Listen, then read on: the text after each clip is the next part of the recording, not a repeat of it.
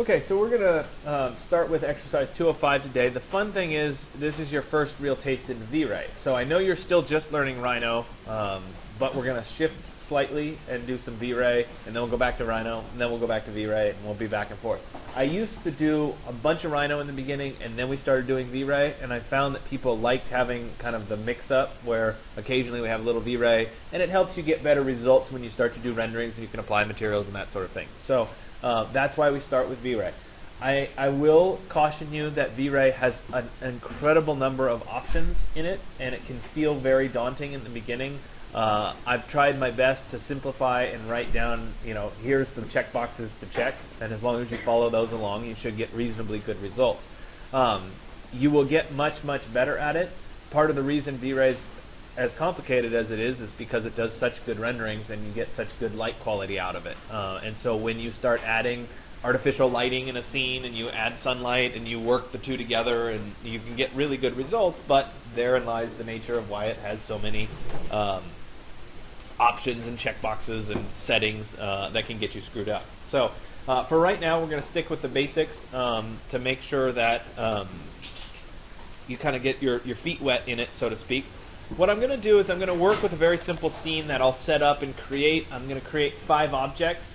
The objects don't matter what they are. You can create any objects you want, but it's a good kind of testing ground for materials and that sort of thing. I am in inches. I have a brand new document that I'm going to work with, and I'll use the preset shape option. So I have a box here, but there's some cones and miscellaneous things. I'll use these shapes as examples of my shapes. So let's go ahead and create a shape here. And again, I can switch from the wireframe mode, which is the default, into a shaded mode by clicking on the little downward facing arrow and then selecting shaded so that I can actually see my objects, which is helpful. So let me go ahead and I'll create a couple more objects here. Let's do a cone for fun.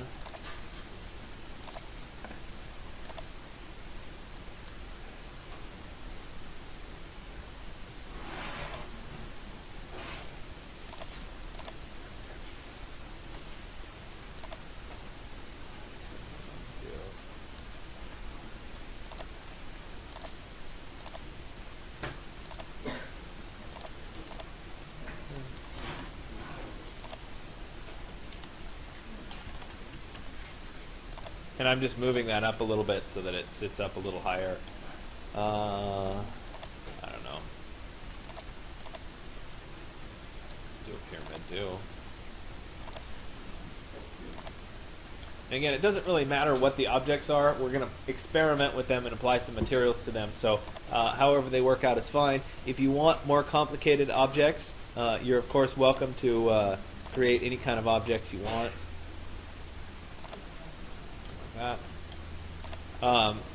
You're welcome also to have some objects intersect so you can see how they work when they intersect. That's fine as well.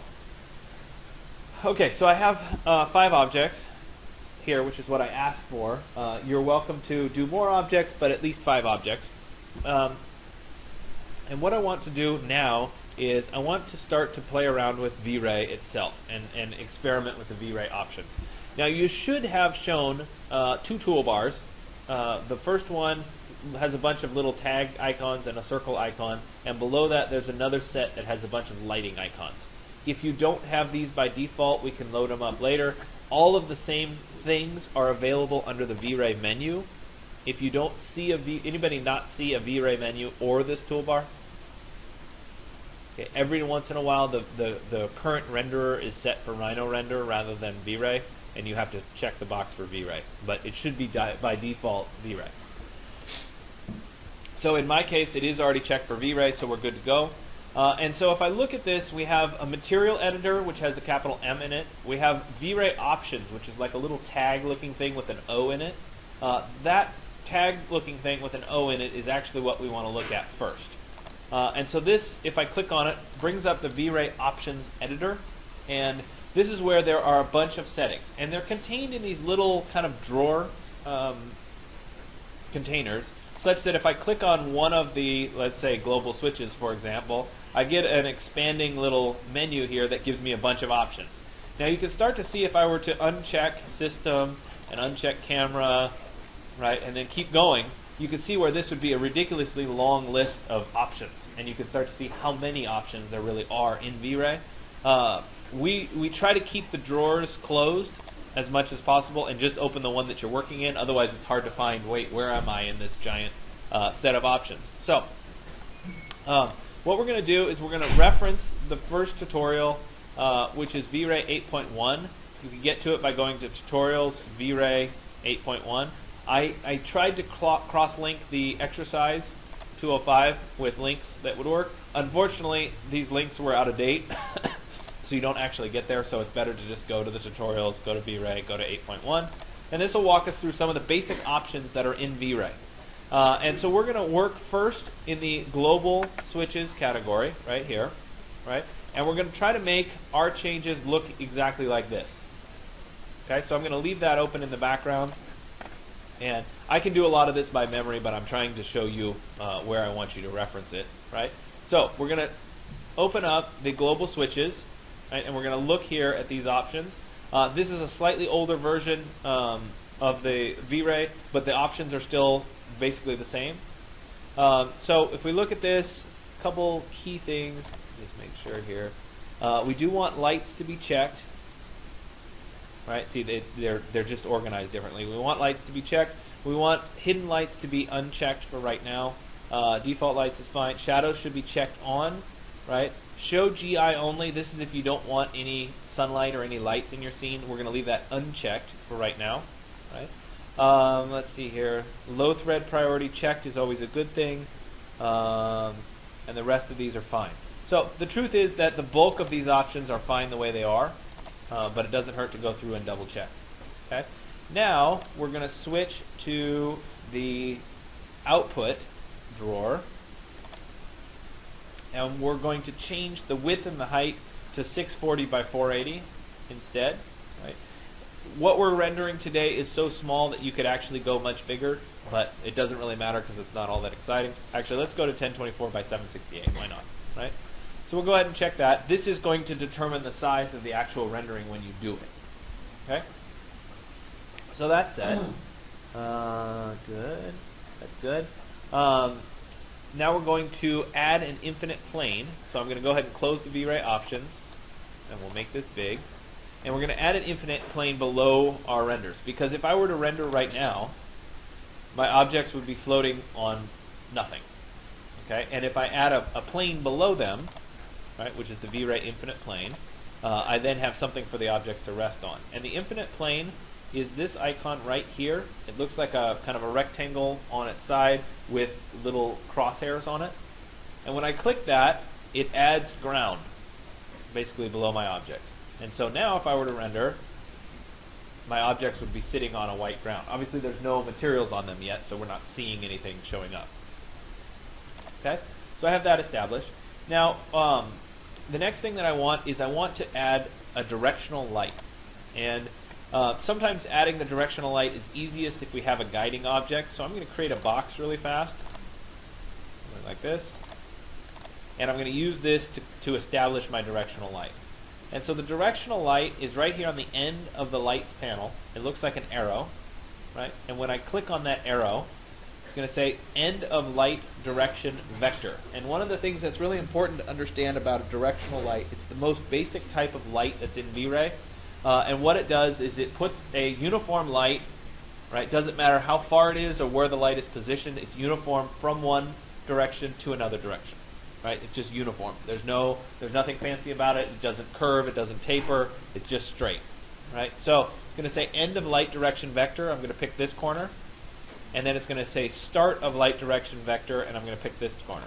The reason that I like doing it based on a cube is, and then I can delete the cube afterward, it gives me a good way of controlling which direction that vector is pointing. Okay, so I use those corners to snap. And now, if I go ahead and render, we'll see that I'm starting to get some shadowing, right, on the back sides of these objects. Okay? I know it's really hard to see much yet because we don't have any material supplied. Okay? So I have that directional light established, right? And the last thing that I'm going to do is I'm going to establish the view that I like, right? So let's say I like right? This view right there looks pretty good. I'm happy with it, right? I'm going to make sure that I save this view because I'm going to want to be able to render it over and over again. And one of the things that you'll find when you do lots of repeat renderings, if you don't save your view, it won't line up exactly right. And if you're trying to do a presentation or something, you'll want to be able to, oh, let me render this in the nighttime setting and then in the daytime setting, and I want it to be exactly the same so I can compare the two. And so if we save our renderings first, it's always better. So what I'm going to do is save the view, and I do that. There's a tutorial for doing that. It's 5.28 in Rhino 5.28. But I can do that by clicking on this little downward-facing arrow, and I'm going to go to Set View, and then Named Views. And it'll bring up this little Named Views dialog box, and there's a Save As icon. And this is where I can name this, and I usually call it Render 01, right? And I name each of my rendered views. Or maybe if I'm actually rendering a building, it's the, northwest render, or the, street view render 1, or something like that. Something that means something. So I'll go ahead and say OK. And now I have render 1. And the advantage of this is, let's say I move on and I'm working on something over here, and then I want to go back to that view. I can go to Set View, and you'll see it listed here as Render 01. And when I click on it, I'll automatically jump back to that same view every single time. Yeah. Sorry, but your new stuff will be on there as well? It's just where the camera is. So if I were to, let's say I move this around and I said, oh, you know what? I really want there to be a column behind this, but I couldn't do it from the other side because I couldn't see it. Now when I go back to Render 1, the column's still there. It just changed my view. Basically, it's saving the camera. And if you've ever done it in SketchUp where you save the camera, this is essentially doing the same thing. Okay, so I have this view set up. I'm happy. I'm ready to start rendering. The next part of this is dealing with actually assigning some materials to the various shapes. Today we're going to assign the materials not by layer, but to the actual objects themselves.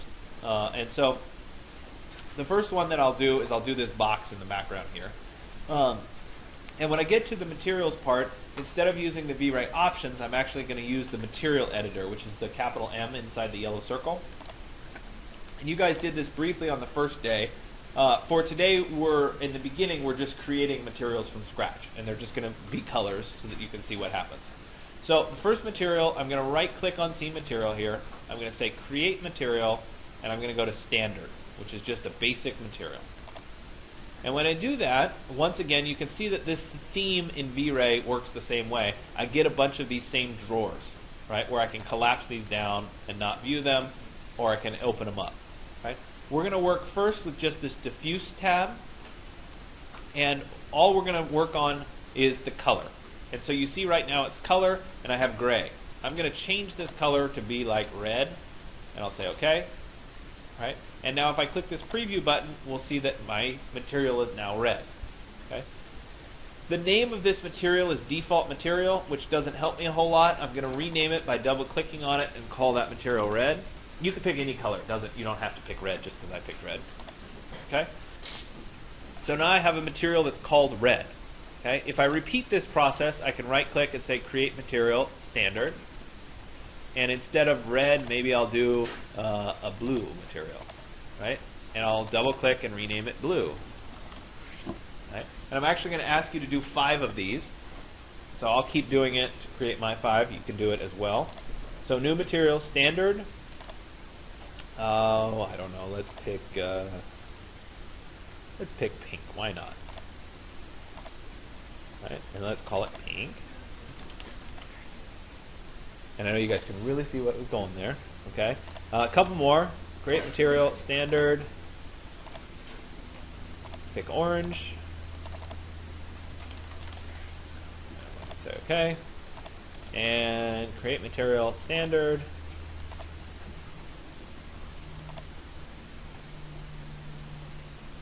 and I don't know, let's pick brown. OK, so I have these materials, and I can preview any one of them, right, by clicking on the name and then clicking preview, and I get the material. Okay. Now I need to actually assign the materials. And so I have a couple different ways of doing that. I can assign them to a layer so that all the objects on a certain layer get that material, or I can assign it to an object individually. Long term, we're going to end up assigning materials by layer, but for right now I think it's a little bit easier to assign it just by an object. We only have 5 objects, pretty easy to do it that way. So what I'm going to do is I'm going to select my object. We'll select this wall first. I'll click on the material editor, and then I'll look at the material that I want, and let's say I want this wall to be the brown, right? I'll right click on brown and say apply material to selection. So whatever I have selected is now going to have this applied to it. So I apply material to selection, and it's done. Now one of the problems is in the default shaded mode we can't tell that this has a material assigned to it. So there is another shading mode, not wireframe, not shaded, one that's called rendered. And when I click rendered, we'll get a preview of what the material looks like. Okay, it's not perfect, but it gives us some idea. So I'm going to switch to that rendered mode. One of the important things to recognize, however, is when you're in render mode, you can't see any lines. So if you went to draw a line, right, let's say I went to draw a line here, and I drew a line from here to here, right? Oh, it is going to show it to me. You're not supposed to be able to see the line. But anyway, you can't see the sun, that's for sure. So if I switch back here for a second to shaded mode, there's the sun, or there's the directional light.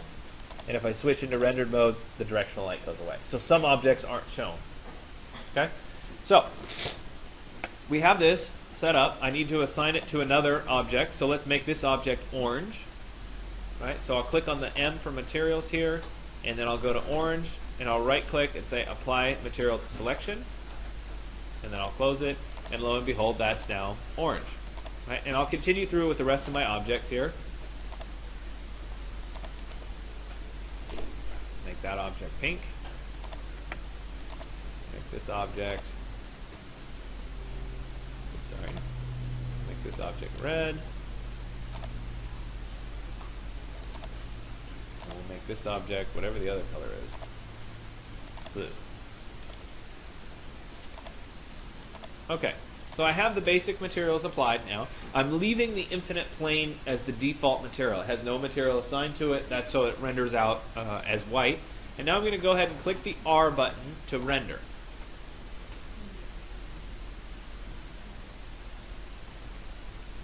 And we'll wait for VRay to finish.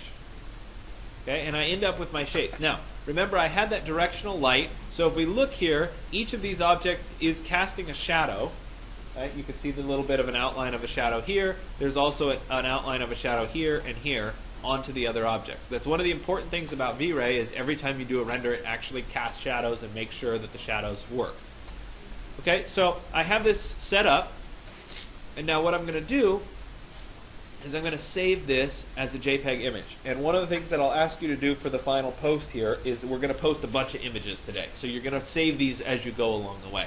It's really important to save them as you go, because if you don't save them, then you'll have to go back and undo some of the changes you made. So go ahead and save it now.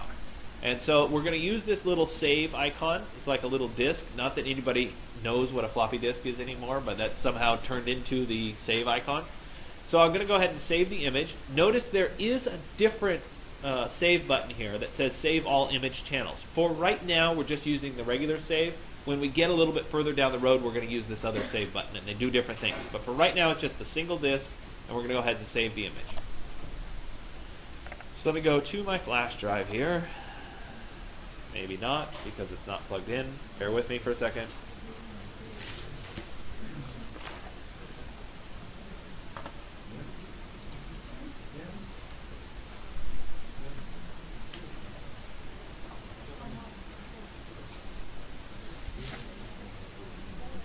Alright, so let me go ahead and put it on my flash drive, stay somewhat organized maybe, if it doesn't crash on me.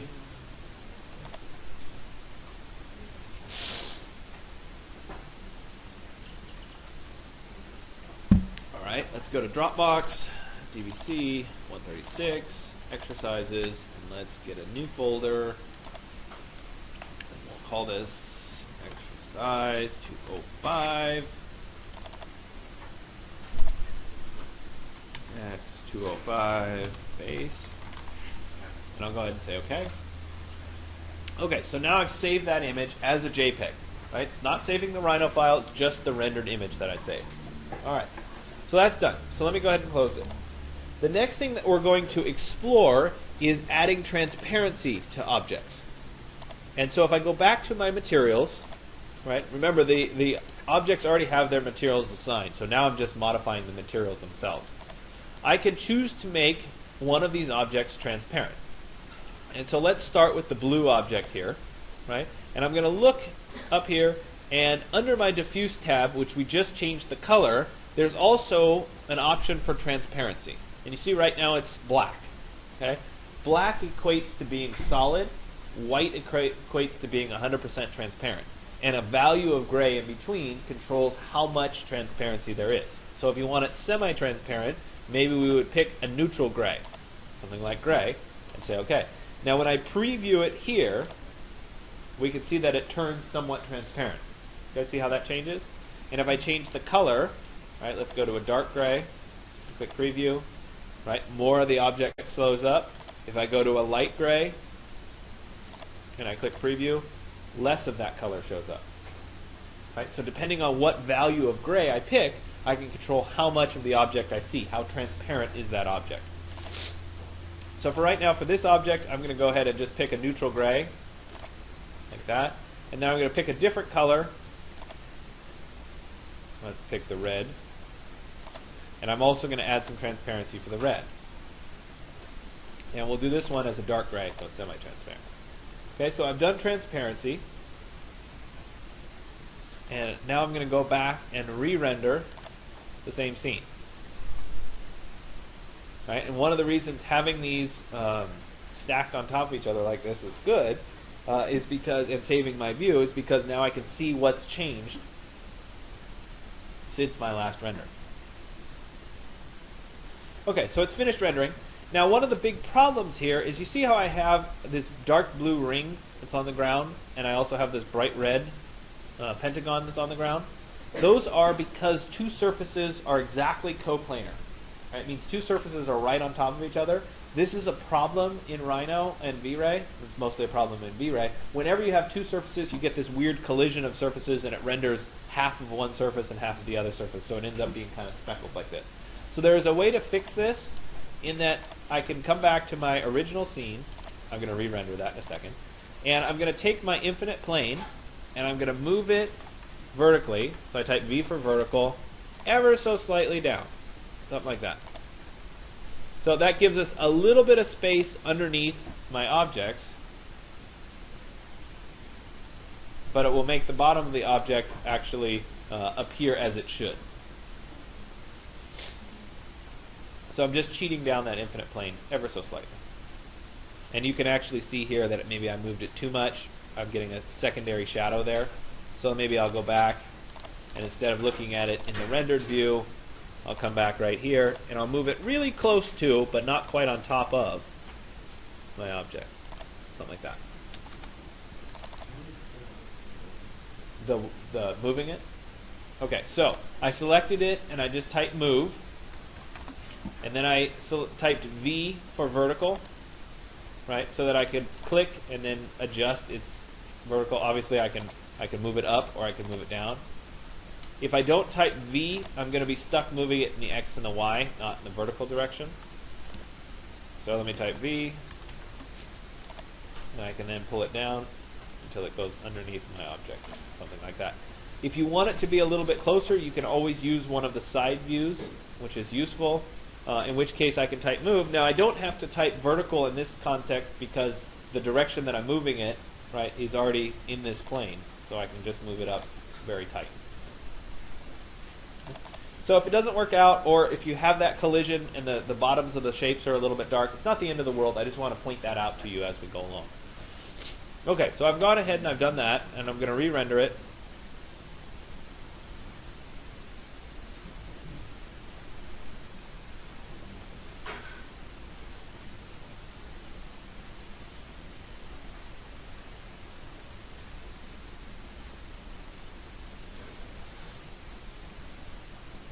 Alright, and I'm going to go ahead and save this.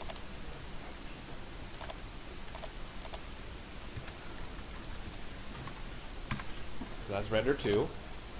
Now I'm going to go in and I'm going to adjust the reflection of some of the layers. So I'm going to go in to my materials again, and we'll start with the orange one this time. The transparency is still, it's a solid object, but I want it to be shiny. Okay, so I want it to reflect. So if I look here, I have diffuse, I have options, and I have maps. I don't have reflection listed, and that means that I have to create the reflection. So by default, there is no reflection, but if I want there to be it, I will create it. I'm going to right-click on orange, and I'm going to go to Create Layer Reflection. And when I do that, it then gives me another of these drawers, this time called Reflection. Okay, so if I preview it, we can see that we're getting a little bit of shine off of the object now. Okay, so we're there. If I click on this M next to reflection, the defaults are fine here. I just want to point it out. We have what's called an index of refraction at 1.55, right, which is basically what the shine is giving us. If I increase this number, it's more shiny. So let's say I was doing something like chrome. I might bump it up to 8 or 16. It's going to be really, really shiny. Right? If I wanted it to not be quite so shiny, I can change that number down. And we'll play around with this as we go forward. So I'll go ahead and say OK. And now that object is shiny. So I can go ahead and switch to a different color. Right? And you can kind of see it tries to mimic that it's shiny now. And now let's go ahead and go back to the blue one. And we'll make that one a little bit shiny too. So I'll right-click and say Create Layer Reflection. And right here under that M next to reflection, I'm going to click on that M.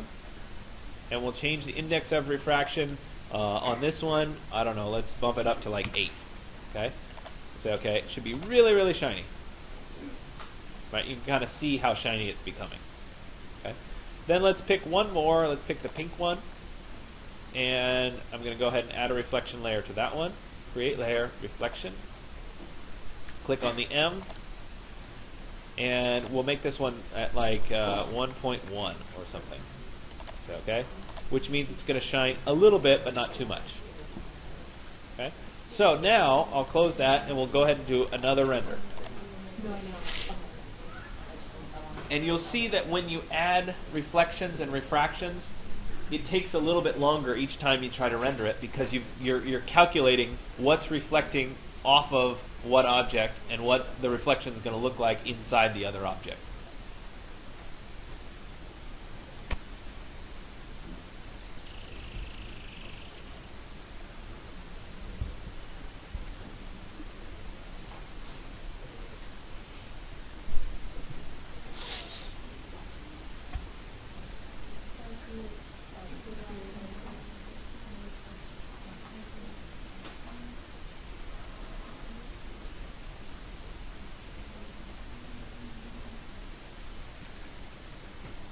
Alright, so we can see that these objects now have some reflection to them. They're reflecting the ground plane, right? They're also reflecting each other. So we see little bits, like there's a little bit of orange that's being reflected from this object. Right, so we're starting to get that reflection. So we have another option that's available to us. Let me go ahead and save this as R3. For this exercise, there really aren't any right or wrong answers. Right? I'm asking you to explore changing the values and seeing what happens. Okay?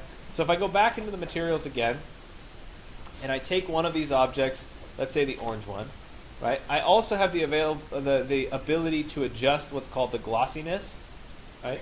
And so I can change this down. If we're previewing it, we can see it here, and then I can adjust this, let's say 0.5, and I click preview. It gets a little bit duller, right? It's still reflective, but it's not quite as shiny. Okay? I can go back up to 1.0, and I can change the reflection to be a little bit duller. And then I could preview it. And you can see that the reflection starts to go away. It's probably too much. Let's try 0.75. Right, and I get kind of, this would be if you had something that was it was reflective, but it was kind of frosted reflective. Does that make sense? Like you had a piece of frosted glass. It's still reflecting a little bit, but it's not reflecting all of it. So you can play around with these values, and you can see what happens rather quickly. Let's drop this down to 0.75. And like I said, there really aren't right and wrong values. This is just experimentation on your part. Let's change the brown here. Let's go ahead and add a reflection layer to that one. And let's change this to 0.75. Right, and we'll get a little bit of reflection off that. Right, it's kind of like a brushed finish, almost. Okay, and then once I've played around with a few of those options, I'll go ahead and render one more time, and we'll see what happens.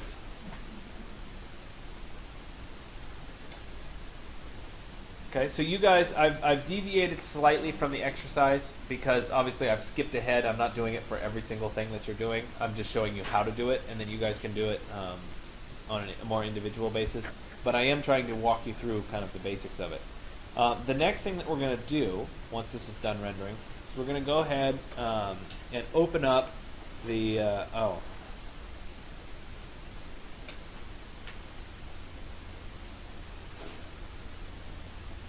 Okay, I should have made an edit to this sheet. I apologize.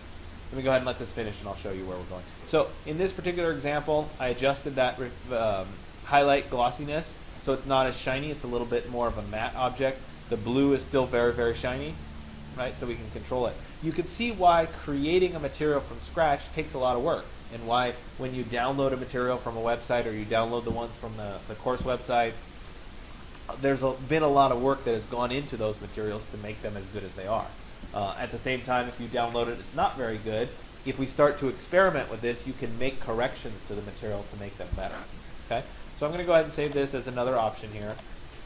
Call this R4, and I'll go ahead and click Save.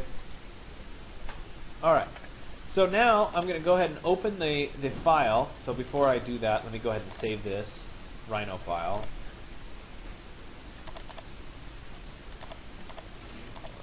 Exercise 5. Now I'll go ahead and click Save. Okay, so I'm going to go ahead and open the file that we worked on last class. So let's go to 4. And here it is. Okay. Now, what I want to do is I want to start assigning some materials here, but I'd like to use not the generic materials that we just created. I'd like to load in materials and get comfortable loading in those materials. So if you remember back to the day when we set up your flash drives, I asked you to download materials onto your flash drive and extract that zip file. If you haven't done it already, they are available on the course website. If you go to Resources, Downloadable Resource Packages, it will then take you can go to 136. You're going to want this zip archive of VRay materials. It's rather large. I think it's like 200 megabytes. If you click on it, it'll take you to a link where you can download it. You'll want to download that and extract it to your flash drive, which will give you a bunch of materials to start with. Okay. So when I come over here and start to work with my materials, my house is relatively plain right now because I didn't add a lot of embellishment. But if I had some cabinets or whatever, we'd want to start assigning materials to those as well. The hope being that you have more than I do when you do it. We do need to do some of the basic settings that we haven't set up yet for VRay. So let me go ahead and go into my options for VRay. And this is review of what we've done previously on part 1 of this exercise. I'll go to global switches, right? Make sure the defaults, the lights are on. That's good. Show GI is off. That's good. Shadows are on. That's also good. Low thread priority is checked. That's perfect. Okay. So I'm going to go ahead and close this. I want to add an infinite plane. So here's my infinite plane. We'll stick that underneath. And then I'm going to want to assign a material to my building. Right? So let me go ahead and I'm going to do select all because right now all I have is the building. So I'll go to edit, select all. Apparently not. Let me just do Control A, which is select all. And then I'm going to deselect my infinite plane. So that's gone. And now, right, I'm going to go ahead and go into my materials. And I want to load up a material. So let me right click on C materials. And this time instead of create material, standard, we're going to go to load material. And from here, we want to go to our flash drive, right? Go to our resources folder, go to our VRay materials, and we can look through all of the pre-made materials. So let's say I wanted, I don't know, stucco. right? I can load up a white, yellow, medium stucco, and if I go to preview it, we can see what that looks like. And I can then right-click and apply material to selection, right? And now when I go to render, I'll be able to see that material. The last thing that we need, though, is that directional light. Don't forget about that. So I'll give myself a little helper object, just a little square like this, and I'll click on the arrow for directional light. It says end of light direction vector. We'll go to this point. Start will be at that point, and then we can go ahead and delete this. That gives us a little light for the scene, and now I can go ahead and render, and we can see what happens.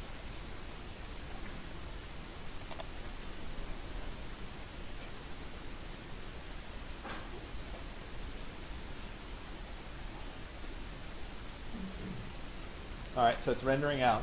Now, in this case, the texture is way too big for my object.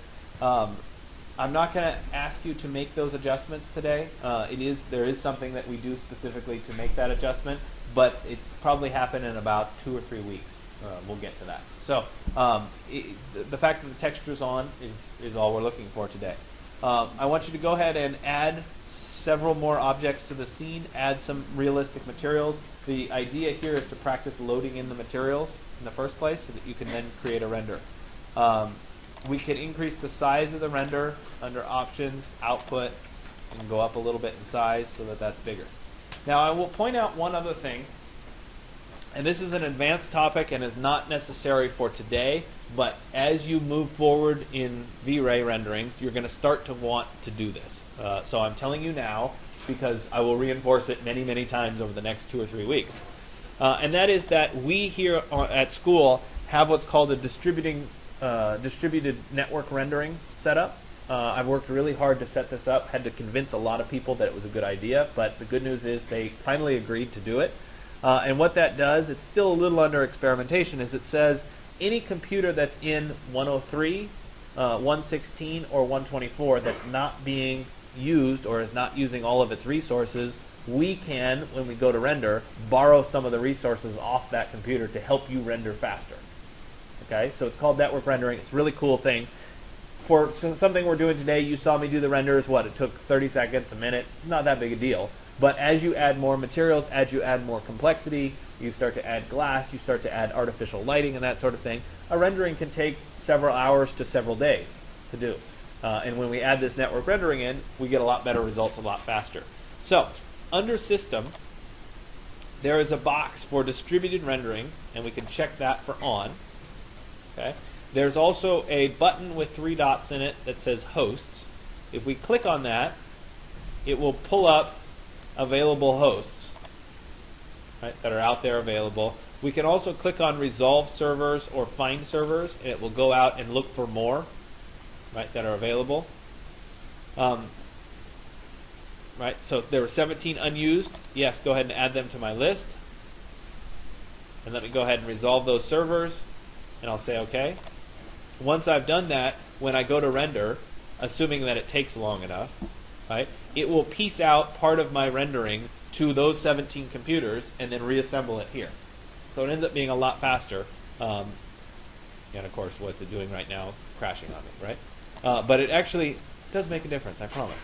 So we'll let that render for now, and you can get the idea. So I want you to work through the part 1 and part 2, which are basic materials. You're creating a basic material from scratch. And then, there we go. That was the network render kick in. So you can see how many it's going at once when it's doing the render. So it's a lot faster than when you don't do it. So there you go, it's done. Okay, so you cut the time by the number of computers that you add into your network. So it should work a lot better. You should load your materials off your flash drive. So part 1 and part 2, you're creating a brand new material. It's just color, add some gloss, that sort of thing. Part 3, you're pulling up your house from before, and you're assigning some materials to your house. Maybe you have some windows, maybe you assign some glass to the windows, maybe you have some floor, you assign something to the floor, maybe you have a roof, maybe you have some furniture, whatever. You start to assign those materials, right? And then do a rendering. So you're going to have a bunch of stuff to post today. And I will walk you through, on the back of this, there's a step-by-step for how you're going to post this. All right, but I'm going to walk you through it right now. So let me go ahead and save this as my final render.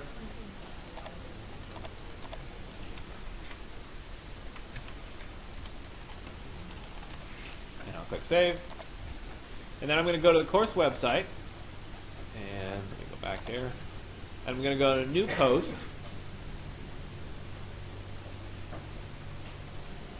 And I'll give this a title. This is exercise 205. And I'll come over here to the right side, and I'm going to make sure that we get to exercise 205. And that this is Digital Tools 2. Okay. Then I'm going to come over here where it says Format, and I'm going to check the box for Gallery instead of just Standard Format. I'm going to check that box for Gallery, and then I'll turn on the slideshow on the page. Then I'll go to the Gallery tab, and this is where I'll be able to upload all of my images at once. So I'll click on Insert Gallery or Add Images. And again, this is written out, or you can have me come by and I'll help you with this. I'm going to click on Select Files, and let me not do 135, sorry. 136, 205, there's my images. I clicked on the first one, held down Shift, and clicked on the last one. Go ahead and say Open. And this will take a little bit of time, right? It'll upload consecutively, so I'll get each of these. It'll go to 100%, and it'll say crunching. You have to wait.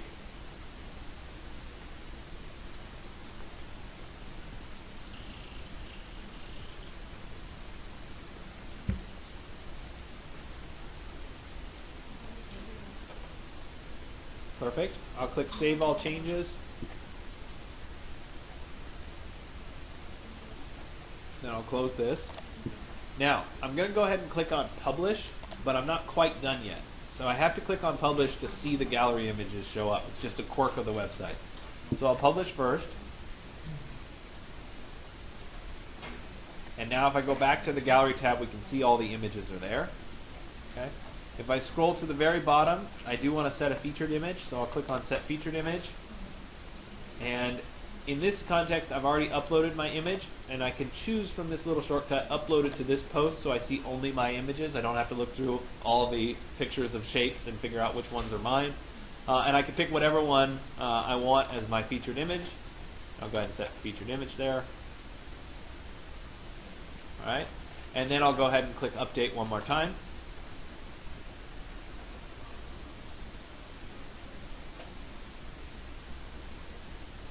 And once that's done, I'll click on View Post to confirm that it worked. And what I'll get is I'll get my post, but then I'll have this little slideshow where I can jump through all the images that I'm going to post today.